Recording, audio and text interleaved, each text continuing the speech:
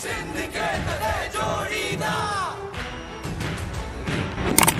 हीर के जड़े तोड़ीदा सिंध के तले जोड़ीदा हीर के जड़े तोड़ीदा सिंध के तले। बिस्मिल्लाहिर्रहमानिर्रहीम।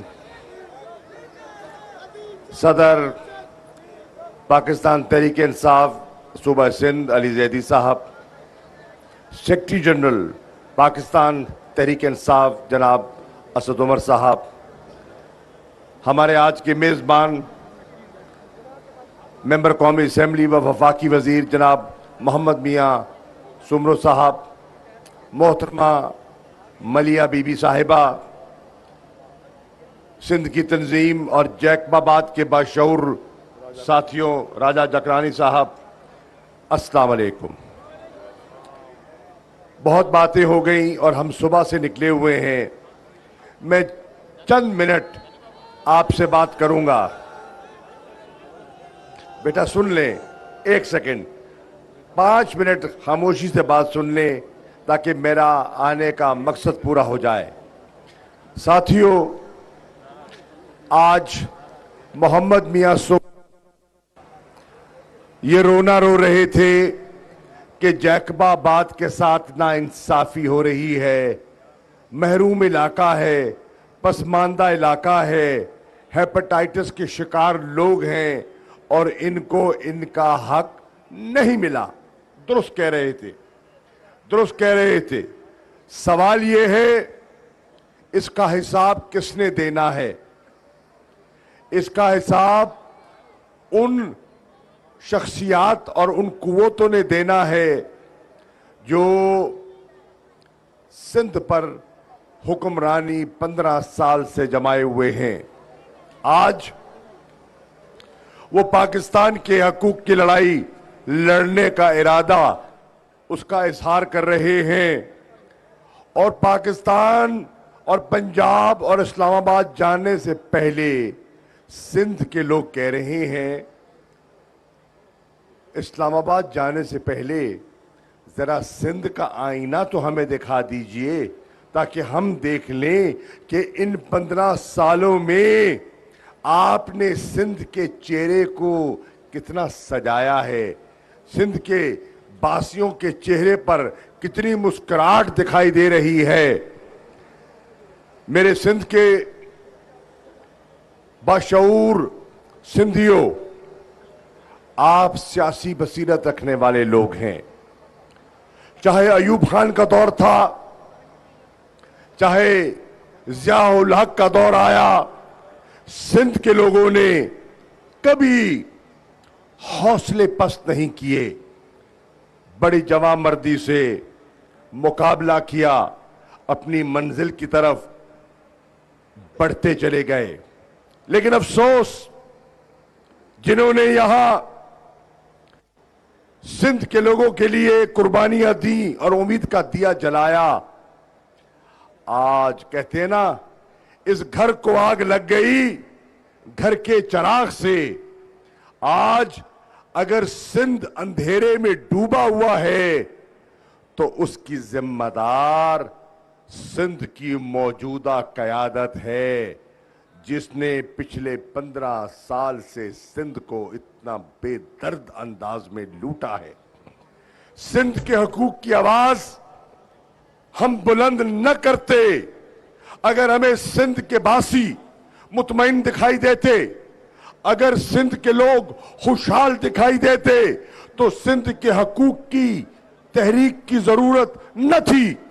लेकिन आज हमने महसूस किया, जैसे 2013 में खैबर पख्तूनख्वा के लोगों ने महसूस किया कि हम बिखर गए, हम उजड़ गए, और उन्होंने उम्मीद बांधी किससे? इमरान खान से, क्योंकि उसने एक असूली मौक़िफ़ अपनाया अफगानिस्तान की जंग पर, ड्रोन्स के हमलों पर, और खैबर पख्तूनख्वा की आवाम ने उसका साथ दिया और अनहोनी को होनी कर दिखाया। और जो बड़ी बड़ी खैबर पख्तूनख्वा की सियासी कुव्वतें थी, आज वो सुकड़ कर चंद इलाकों तक महदूद हो गए हैं। उसके बाद कोई सोच नहीं सकता था कि इमरान खान को नून के मुकाबले में पंजाब में पजीराई मिलेगी। लेकिन मेरे दोस्तों, 13 के बाद 18 में न खैबर पख्तूनख्वा की आवाम ने दोबारा एतमाद किया, बल्कि पंजाब की आवाम ने भी एतमाद किया इमरान खान पर। और आप देख रहे हैं कि आज पंजाब में भी तहरीक इंसाफ की हुकूमत कायम हो चुकी है। आजाद कश्मीर, मसला कश्मीर पे कहते हैं कि पीपल्स पार्टी ने जन्म लिया मसला कश्मीर पर, लेकिन आज कश्मीर के लोगों ने भी इंतखाब तहरीक इंसाफ का किया है और आज आजाद कश्मीर का वजीर आजम और हुकूमत भी तहरीक इंसाफ की है।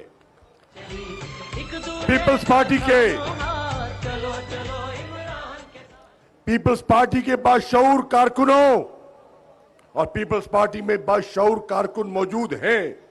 मैं उनसे सवाल करने आया हूं जैकबाबाद में, जिस बुनियाद पर पीपल्स पार्टी ने जन्म लिया, क्या आसिफ अली जरदारी ने अक़वाम मुत्तहिदा में या किसी फोरम पर मसला कश्मीर का जिक्र किया?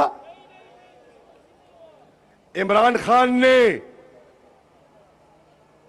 अक़वाम मुत्तहिदा की जनरल असेंबली में कश्मीर का अलम उठाया कि नहीं उठाया? तो कश्मीर की बुनियाद पर सियासत चमकाने वाले आज कश्मीर का नाम लेने से कतराते हैं। गिलगित बल्तिस्तान की चट्टानें आज इस बात की गवाही दे रही हैं कि तहरीक इंसाफ का झंडा वहां लहरा रहा है। आज आप किसी गिलगित बल्तिस्तान की वादी में चले जाएं, जुल्फिकार अली भुट्टो के बाद अगर कोई नाम वहां मुतारिफ है तो पता है किसका नाम है? वो नाम है इमरान खान का। क्योंकि वो लोग आज उम्मीद लगाए बैठे हैं इमरान खान से। मैं देखता हूं सिंध के लोगों, मायूस ना हो। एक जमाने में खैबर पख्तूनख्वा के लोग भी सहमे हुए थे, खौफ में मुब्तला थे, डरे हुए थे, लेकिन बेबाक हुए और खैबर पख्तूनख्वा में आज तहरीक इंसाफ का झंडा लहरा रहा है। एक जमाने में जब इमरान खान पंजाब के मुख्तलिफ सियासी खानदानों से रुजू करते थे तो कोई बड़ा नाम तहरीक इंसाफ में शामिल होने से कतराता था। बुलाते थे, बिठाते थे, चाय पिलाते थे, शमूलियत अख्तियार नहीं करते थे। लेकिन आज अल्लाह के फजलो करम से पंजाब में तहरीक इंसाफ की हुकूमत है। इसी तरह मैं आज जैकबाबाद के इस उजड़े हुए शहर को ये नवीद सुनाने आया हूं कि जैकबाबाद के नौजवानों, बेदार हो जाओ, बेदार हो जाओ। इंशाअल्लाह मेरा ये सियासी तजर्बा कहता है और 36 साल 38 साल मैंने सियासी मैदानों में अपना वक्त गुजारा।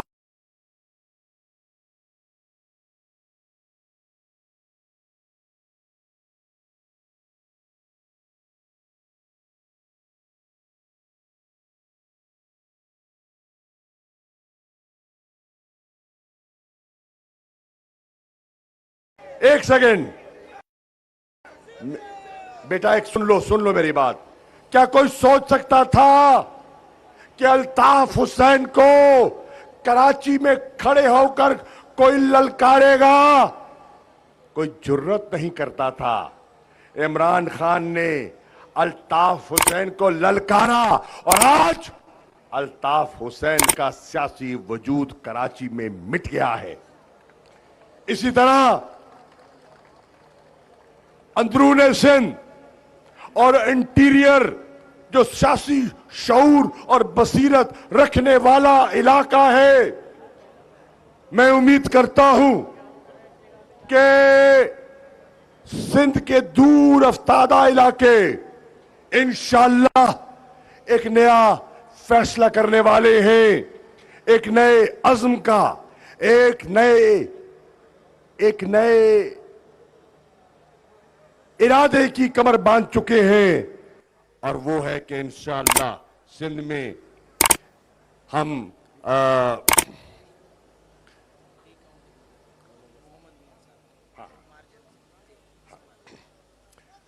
वो फैसला कर चुके हैं कि हम इंशाअल्लाह यहां बल्ले को जिताएंगे। जैकबाबाद वालों, मैं अपनी मिसाल आपके सामने रखने आया हूं। 2013 में मैं बल्ले को थामकर थर पार करके रेगिस्तान में गया। मुझे तकरीबन 1 लाख वोट पड़ा, लेकिन जरदारी ने मेरे पोलिंग स्टेशनों को जलाकर मुझे शिकस्त दे दी। कोई बात नहीं। 2018 में मैं फिर गया सिंध के उमरकोट में, थर पारकर में उसने नोट के जरिए पर वोट खरीदे, लेकिन मैं मायूस नहीं हूं। और आज जैकबाबाद के इस चौक में खड़े होकर कह रहा हूं, ललकार के कह रहा हूं कि इंशाअल्लाह 2023 में फिर जरदारी और पीपल्स पार्टी का मुकाबला करने थर पार कर जाऊंगा।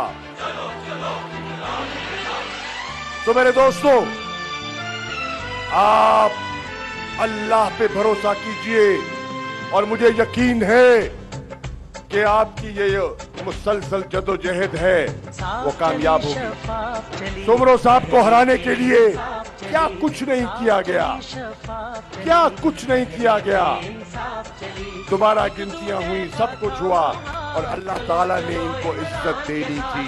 अल्लाह ताला ने अपने हबीब के सदके इनको इज्जत दी। जैकबाबाद के बाद शऊर लोगों ने बल्ले के निशान पर मोहर लगाकर सुमरो साहब को कामयाबी से नवाजा।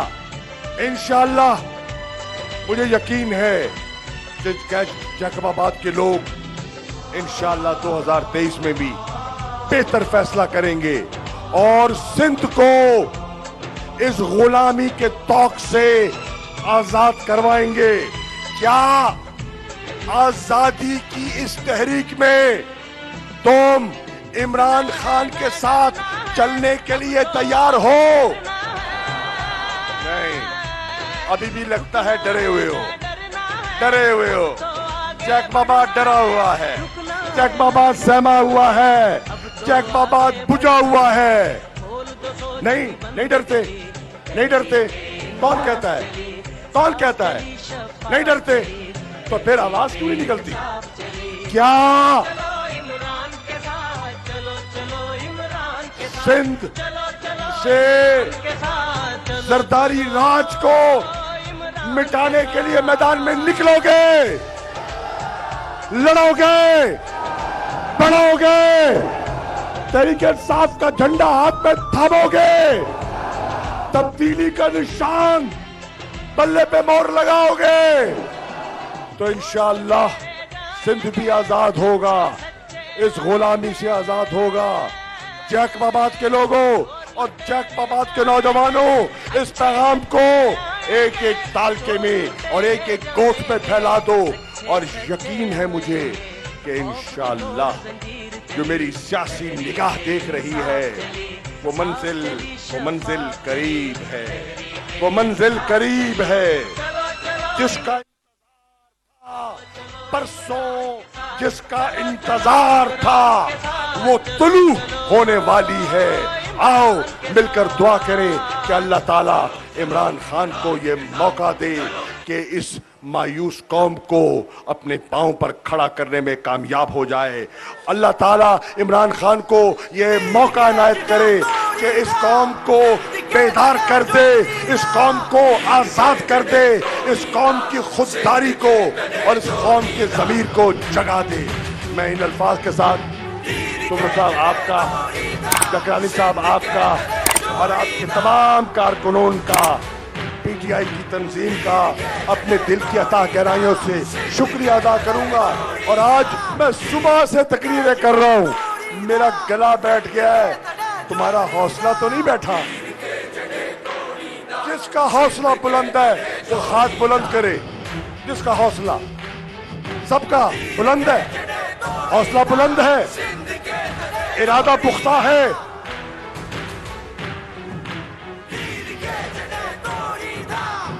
अब मैंने 3 नारे लगाने हैं, सिर्फ जो हौसले वाला है, जिसमें दम और हम है, वो मेरी आंख में आंख डाल के देखे, और जो घबराया हुआ है वो मुंह उस तरफ कर ले।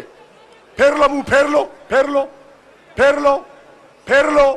कोई नहीं फेरने वाला, मुंह नहीं फेरोगे, नहीं फेरोगे, आंख मिलाओगे, आंख मिलाओगे, साथ चलोगे, आगे बढ़ोगे, मुकाबला करोगे, तो फिर नारा लगाओ, नारे तकबीर, नारे रिसालत, नारे हैदरी, पाकिस्तान, तहरीक इंसाफ, इमरान खान और जैकबाबाद की गयूर अवाम। शुक्रिया।